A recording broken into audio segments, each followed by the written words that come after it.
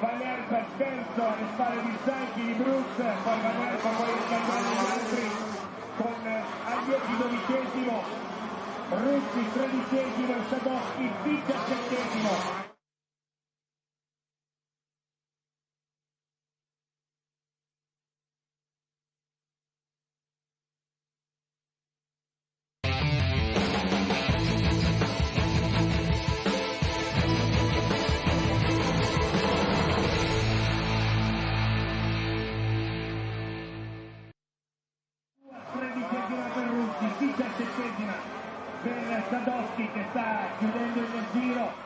Hey everybody, welcome to our live studio show here, MXGPTV.com. It's round 15 of the FIA Motocross World Championship, the MXGP of Pietramurata.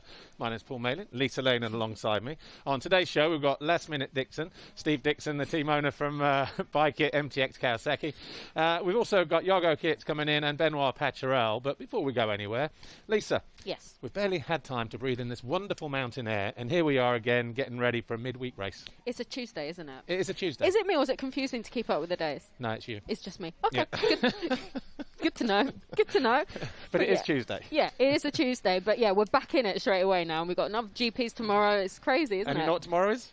Wednesday. Oh, God, there's a reason why you're sat there, you know that. Anyway, let's get on with the show. Our first guest is in, Steve Dixon, Bike at MTX Kawasaki. Good to see you, Steve. Nice to see you again.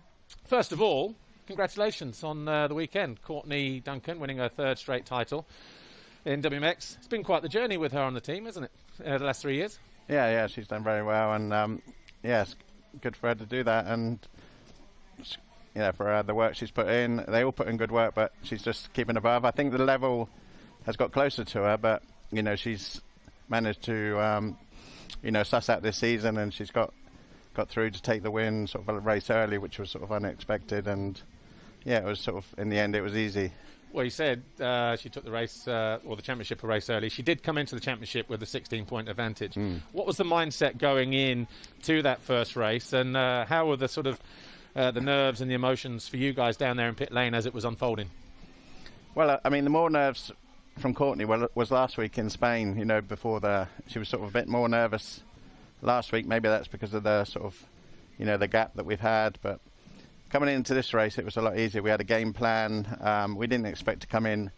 My aim was to come into this race with 7 points so that she could finish 2 times second, but she obviously had 16. So game plan was not to get pole, you know, just to stay out of trouble. You know, even sort of, you know, to come through. She proved last year she can come through from last to sort of second, or. Well, she won the race from the back last year, didn't she? Yeah. So we just needed to get a 4th and a 5th, and that took a whole lot of pressure off.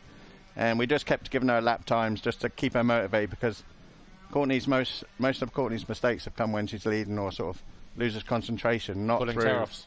Absolutely, yeah. I mean, that's a rookie sort of mistake. But yeah, so suddenly it was like, yeah, she's gonna win. Keep the calculations on. Chiara's not making the progress sort of through to get the points, so we're like, we need to get everything organised. We need to run back, get the t-shirts, get the champagne, get the sort of helmet and everything. But we had to sort of, we couldn't break away from the race because we were watching the race. So yeah. Sent Phil up there, and we got all the stuff, and yeah, and then arranged where it was going to be the celebrations, and we did it, and it was, you know, it was all good. Yeah, good job. I know you mentioned that she was pretty nervous in Spain, but there were a couple of moments, Turkey and Spain, where she really had to dig deep, but she always managed to pull it out of the bag, didn't she? Yeah, I mean, Courtney's, it seemed she got a bad start in Spain, and she's better when she's coming through the pack than when she is when she's leading. It seems like she lacks this concentration, and so when she has a target, when adversity is against her, like the second race at Spain when she broke her finger, you know, and then sort of all the stuff with, you know, getting sort of a bit of a penalty for the first race, telling off, and so she went out and won it by 20 seconds. So I think there's a lot more in Courtney than we can see, you know, when it's needed. Okay, well, let's move on to Wilson Todd in MX2. He missed last season, a lot of it due to injury, but what have you made of this year, his first full season? Yeah, I mean, it's just a shame that we haven't got another year, because he came into this year and we didn't know when the season was started, so we decided to get he wanted to get arm surgery last year, but he couldn't get it because of there was no operations. So he got it at the beginning of the season, which missed sort of a few sort of races at speed. And that's been, you know, for his career, that's been a, you know, turnaround. You know, he needed it doing, and it was, you know, it's been remarkably successful. And then really, it's with the one-day format, it's hard just to keep learning the new tracks for him. And you know, and it's also hard to develop the bike when you've got 1 week racing, next week's racing, and you've got to give the guys some rest. And it's, you know, it's hard against, say, some of the full factory teams that have got, you know, development 2-3 years ahead, you know, that are a manufacturer. So that's, you know, I mean, obviously that's one of the hardest parts in 250s. It's all about power and off the start. And but yeah, I mean, I'm sort of pleased with the progress. And although he's got to go, you know, he's aged out next year. It's a shame. So we're sort of. Well, we just saw him riding there in Oss, and that was obviously his first foray kind of inside the top 6. I guess after the first couple of rounds where he was, you know, sort of a bit up and down, must have been a nice little boost for him just to sort of go, actually, I can be here. Well, I mean, all through his career, he was sort of beating, you know, Mitch Evans and Jet Beaton and stuff like that. And so it's just about, you know, gelling with how, you know, he's changed a lot since he's been here. It's a lot different than, say, you know, the relaxed Australia and stuff like that. You know, now he cleans his boots and his helmets and stuff like that. Whereas, you know, but he's still messy and that. No, he's a nice character. At first, people sort of think he's a little bit strange, but he's a really nice guy, and he sort of lives at my house. And since his girlfriend's come over, who's also called Jordan, same as our mechanic, you know, it's been a big change. She, you know, and Courtney Wilson and Jordan have been a group together, travelling, and I think that's helped Courtney, you know, chasing Wilson, giving her stuff to do during the week. They go off travelling, and that's helped the whole team. Well, look, just briefly, Lockett, another good ride, 7th in race 1. Is it most of this, when he gets those sort of breaks in sort of like the top 10, is it just down to the start with him, or is it a combination of sort of gelling with that track as well? Yeah, I mean, no, I mean, he had good rides at, you know, Sardinia, and you need a good start in this. You know, you can see that from the top guys. If they don't get a good start, it's still difficult to come through, and they make mistakes, you know. And yeah, that's the whole race nowadays. You know, even difficult to come through in MXGP. You know, because there's so many good riders within sort of half a second of each other, and it's then you have to pass them. So yeah, it's all from the start. Yeah. Okay, well, his best overall finish was in Afyon, 7th overall, where he got 5th in the first race. Just tell us, what was his reaction when he came back to the truck knowing that he'd broken into the top 5? Nothing. Oh, really? Yeah, just okay, yeah. Well, that's what I'm here to do, you know. Yeah, It's not, you know, he expects to be up there. It's frustrating for him, you know, not to have the sort of the experience of the tracks and say the shorter time. I mean, it would have been a disaster on the one-day format without his arms being done, because you know, he used to sort of suffer really bad. So no, I mean, he enjoys the World Championship, and it's a good variety of tracks, and you know, it's a good paddock life. Cool. He enjoys sort of coming away to deal with GPs. All right, well, look, we are out of time. Steve, thanks for joining us. All the best for the last 4 races here and Mantova. Yeah. It's been a long season for you. Yeah. All right, that's Steve Dixon. Our next guest, Jago Kietz, is getting ready to come in and join us now. But before we catch up with him, here's some highlights from here. The MXGP of Trentino, MX2, Race 2.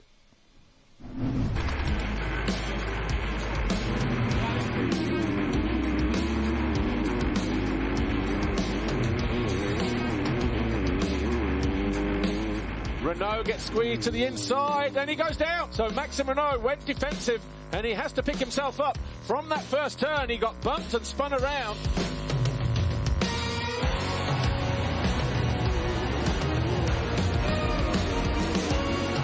Jago Kietz trying to find his way past Jet Beaton.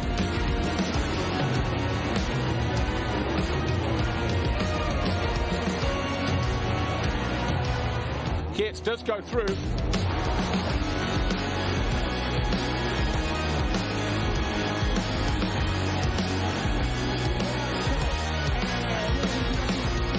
Hoffer is out of second place, so Hoffer spinning up after the finish line turn. Then it's on. Watch how he grabs it here as he picks himself up, almost collapses in pain.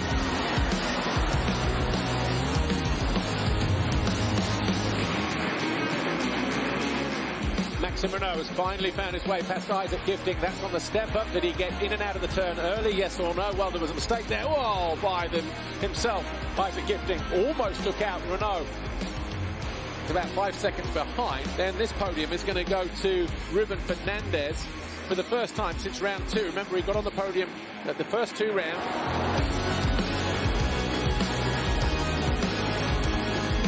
Renault easily up the inside of Guyon, who still believes there's a way around the outside from the series leader.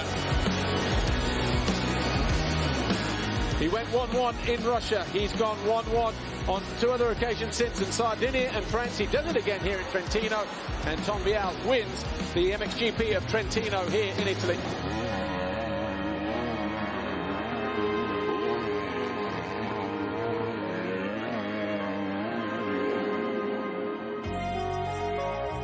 It was a tough one, and it's long time Iago didn't start second behind me, and yeah, I just pushed all the moto, and I had a good line. I changed a little bit. I took some inside on the corner at the end, and then he couldn't pass me, so I didn't do so many mistakes. And I want to thank the team, Joel, for the good training, and it was another great day. Tom Vial on the top step once again as he edges closer to Iago Hirt and Maxime Renault. And in the championship, Maxime Renault, no change in the top 2, but Vial has leapfrogged his teammate Guadagnini into 3rd. Ruben Fernandez 3rd overall this weekend for Honda 114 Motorsports. 2nd, the Monster Energy Yamaha of Iago Hirt. Tom Vial, it was he who grabbed the 2 wins.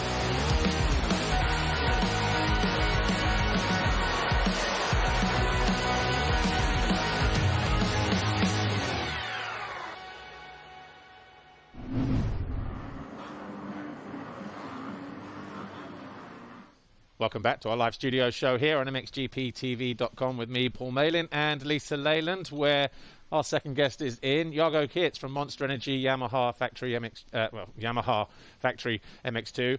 Iago, good to see you. Fantastic location again, but you know we were here already on Sunday. 2nd overall in the championship at the moment. How would you describe your season overall? Are you kind of happy with it, or do you think maybe from your side you expected more? I mean, you are 2nd in the championship at the moment. Yeah, for sure. I expected a little bit more about the season. But yeah, I started with a knee injury, and then before Turkey, I did the surgery for my arm. So yeah, it's been a difficult season, but I'm still 2nd in the championship, so it's not that bad. You mentioned the knee injury. Obviously, before you picked the knee injury up, before the first round in Orléans, were you happy with your speed at that point and your fitness and your pace? Was everything going in a good direction? Yeah, the pre-season races were not perfect, but I was getting better and better. So for sure, maybe in Russia I was not 100% yet, but I was on the good way. Yeah. Mm. Despite the brief setback, you still managed to get a couple of podiums, 3rd in Majora and a win in Os. That must have been a good boost for you, because the first 2 rounds you were outside the top 10, weren't you? Yeah, for sure. After the first 2 rounds, I was disappointed and I wanted more. So after that, it went much better, and I was 3rd in Majora, so it was already a good step in the right direction. And then I got 2 moto wins, and also I was really happy with that. And after that, I was on the good way. Yeah. And another win, overall GP victory, was in Lommel, your home round. What did that feel like? Yeah, that was like, I think, the highlight of the season. Yeah. It was my first win in Lommel, so yeah, it was really nice to do that in front of the home crowd. Living close to Lommel, I mean, I know the geography of where you are, but how far is it, like kilometers and 5-10 minute drive to the track? Yeah, I think it's around 10 minutes, yeah, so it's really close. Well, knowing the history of Belgian motocross, the world champions that have been over the years, did you feel any extra pressure to perform that day or not? Yeah, there's always a little bit extra pressure in your own GP, but after the last 2 years, where I came close, but I didn't get the win, so it was nice to finally do it this year. Obviously, team manager on the team, Marnik Bavorts, he has won here in the past. So what's it like having Marnik Bavorts in your corner and coming into a Belgian GP where maybe there is extra pressure as a Belgian and expected to do well?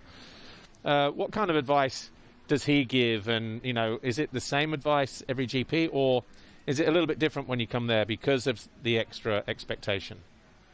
Yeah, it's a little bit different because he was in the same position many times, and he knows that it's like more difficult to win your home GP than any other GP, I think. So it's just to stay calm, and we know I can ride good in the sand, and just stay calm and ride like I know I can on training. Well, being here in Trentino, I know last year you won a couple of GPs here, and then on Sunday you were back on the podium as well. What was it about this track that you like so much that you think suits you? Yeah, I'm not sure. I just like the layout, and it's a really hard pack track, so maybe it's not really like what I normally really like, but yeah, I just like the layout, and it really suits me well, and I like to ride here. Okay, well, at the moment you're in the fight for second with Tom. How are you going to approach the next 2 GPs here and in Mantova? Yeah, I think there's not really a strategy, just try to perform the best I can and hopefully take 4 good starts here, because that's really important. And then hopefully I can fight for the win also in the last 2 GPs here and also in Mantova.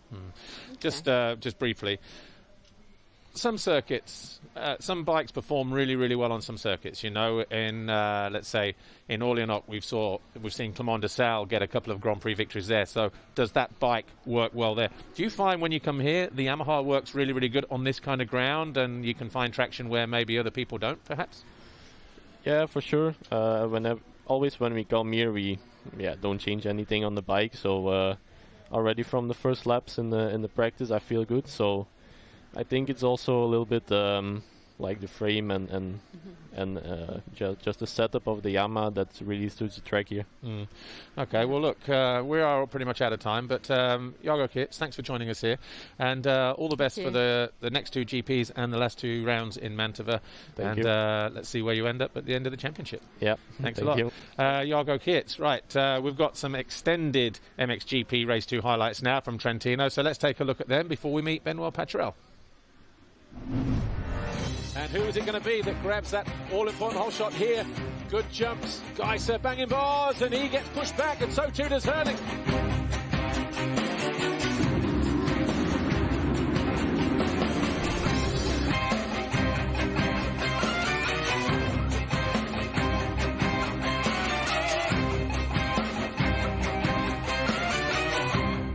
Oh, we got riders down.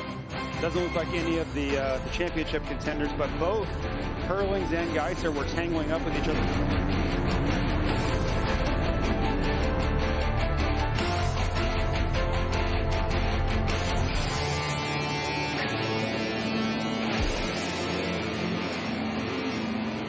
Roman Febvre down the inside of Jacobi. At the first time, Vasquez takes over the lead. Cairoli down again. Him and Van Horbeek in Cairoli corner. 29, having a good start. He's been pushed back to 3rd immediately as Koldnov goes through.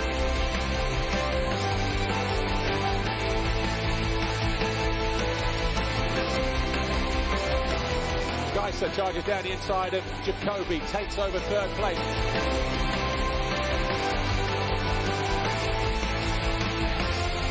Cairoli out of this one. He will need to get some serious treatment on that leg. The first 4 riders now separated by less than 3 seconds. Koldnov is going to be knocking on the door of the Kawasaki.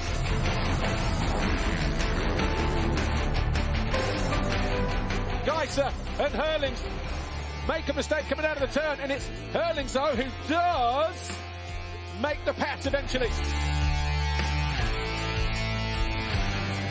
Oh, and we got a lead change. And look at the move. Koldnov dives down the inside of Febvre, who looks to respond immediately. He is all at sea. He's on the ropes as Hurlings looks to go around the outside of the Kawasaki now. Another look over the shoulder from Febvre. Fans absolutely loving this. They are animated, and Geiser almost into the rear wheel of Hurlings.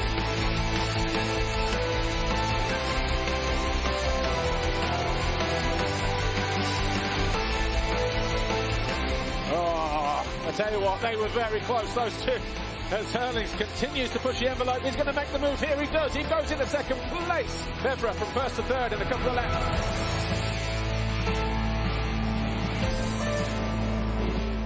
Almost to these two colliding in that far corner, but he goes around the outside, cuts to the inside.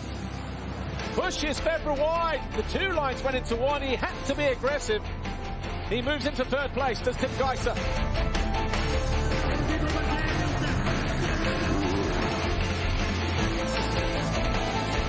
I think there was a mistake there from the Hoff. He does. And he can control the inside unless the Dutchman behind him can now cut back. He tries. But all of a sudden, lap 18, Hurlings is your new leader.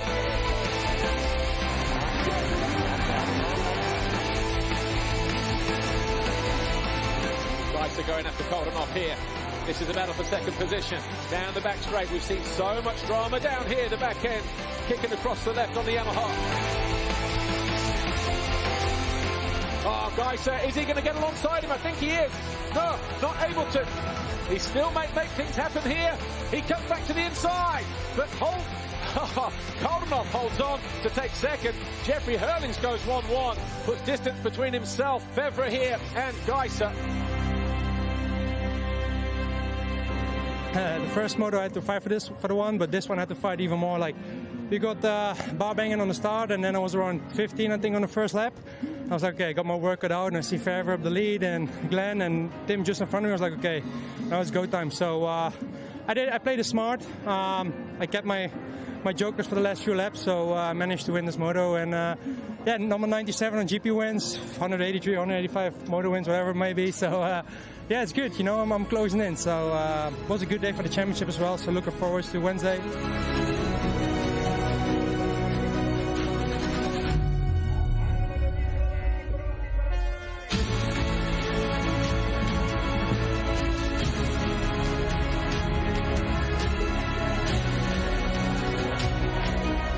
Geiser, a lot of Slovenians made the short trip across for the HRC rider. Glenn Coldenhoff, Monster Energy Yamaha, second overall. But Jeffrey Hurlings, win number 97, in the books now for the Bullet. His 129th podium appearance.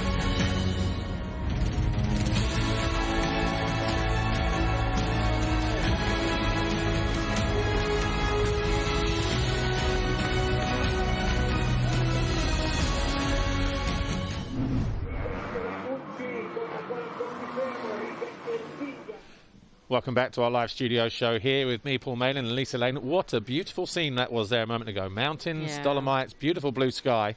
Little chilly today, though. Our final guest is in the house, Honda SR Moto Blues rider Benoit Paturel. And it's been a while since Benoit's been in here with us.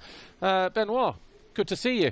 And first of all, how are you? Because the start of the season was quite tough, wasn't it?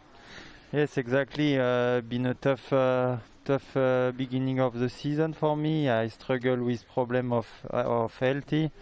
It's been a tough year for me. Been yes, 3-4 years I struggle with this. So now I find my health back, and I feel better and better, and the confidence is coming back. Also the speed I improve each race, so I think I'm in a good way. Yeah. So feeling 100% now, or yeah. close to. Yes, for sure. The physically is coming back. Every week I progress, but I miss the beginning, so you cannot be there directly. But I'm quite happy about my progression, and with the team I feel really good, so it's good. Good. Well, when you came back in Turkey, did you ever think that you'd be selected for Team France to race at the Motocross of the Nations?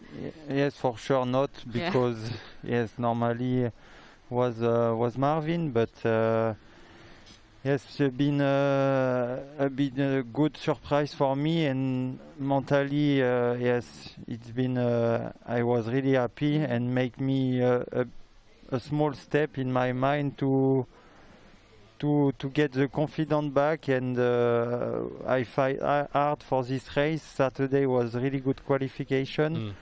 On Sunday we had a bad luck on second moto with Tom and Matisse. I think otherwise we can get the podium. So, but overall, I was really happy. It was a really good experience. The Team France had really good organization for us, and so it's good adventure. Yeah. Well, you said Saturday was a good race. In that MXGP qualifying race, Benoit, it looked like you really wanted to be there, like you really wanted to do your best for your team. Yes, for sure. From the morning, I feel directly good, and to fight with the top guy like Antonio and Glenn was really good, and it's proved me like I can still can do so.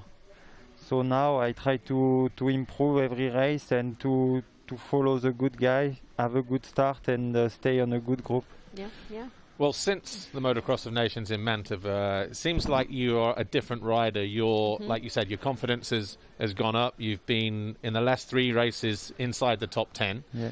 And you look really strong at the moment. You know, this is Spain. You were strong again here on Sunday.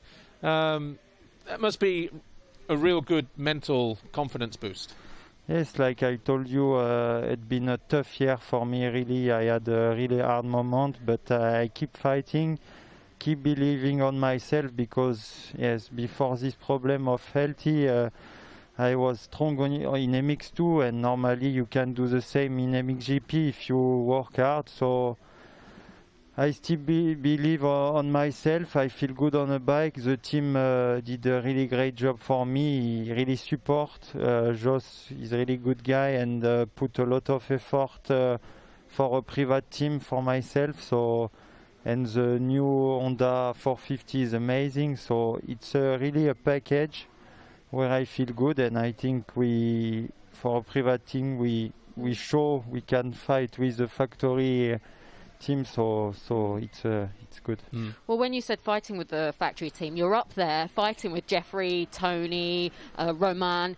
When you're in the mix with these top guys that are so fast, does that make a difference to your confidence as well? Yes, for sure. Even I can follow just a corner or lap. It's give me confidence for the next races, and I want to stay all the time. I think it's a big step because he's really fast. The top 5 riders are one big step over, but with hard working, I think we can do it on a future. Not this year maybe, but yes, next year we're gonna prepare myself good this winter, and we see. So you stay with the team next year? Yes, normally I stay. I feel good, so yeah. So it's top. Okay. More from Benoit in just a moment. Here's just another quick reminder about MXGP TV, the platform. Obviously, this year we reintroduced it, a new era, new everything, new look, very easy to navigate. And obviously, you can watch live or on demand. And joining us this weekend, we have round 7 for both 125 and 250 European Championships. So make sure you join us live or demand, however as you watch your MXGP racing on the weekends. But back to Benoit. The team that you're riding for, Honda SR Motor Blues, you look really comfortable on the bike. It's a French team. Is this why the team is good for you? That there are a lot of things you're comfortable on the bike, comfortable with people like Jos Salfranc, the team owner. It works for you. Yes, I think it's work because I think the most important for the rider is the confidence at this level, and even on a tough moment, he stay behind me and he's really support 100%. So when I find my healthy back, it gives me a lot of confidence to do a lot of effort to come back at this level. And every week we try to improve my speed, work hard physically, technically, and as we see on a race, I improve every race. For sure, I need a lot of small time to get back, but now after few races, I think I did quite a good result. So I hope finish really strong the season, and for next year prepare the best as I can. Sure. They've made some small changes to the track here since Sunday. The long straight down the back, they put, I think, 7 or 8 waves, and they changed the jump behind the pit lane. How do you think this will change the racing, much or not? No, I think not. Just I think the jump behind the pit lane, it's good that it changed because a lot of wheel brake and was too high for the rider. Was really painful when you landing, but the wave I think not change so much, and the track will be quite the same because yes. On 2 days you cannot change much. No, exactly. Well, look, Benoit, fantastic to have you back with us, yes, and really good to see you, and that you're feeling good. But all the best for the last 4 Grand Prix. Yes, thank you. Benoit. Well, we are out of time. As always, you can see there on the bottom corner of your screen when we are back just over 1.5 hours from now with the first 125 race, followed by 250, and it's just EMX 125 action all the way today. Lisa and I will be back for round 16 for our studio show on Saturday. So from us, from Benoit, thanks to Steve Dixon and, of course, Jago Kietz. Thanks for watching. We'll see you Saturday. Bye for now.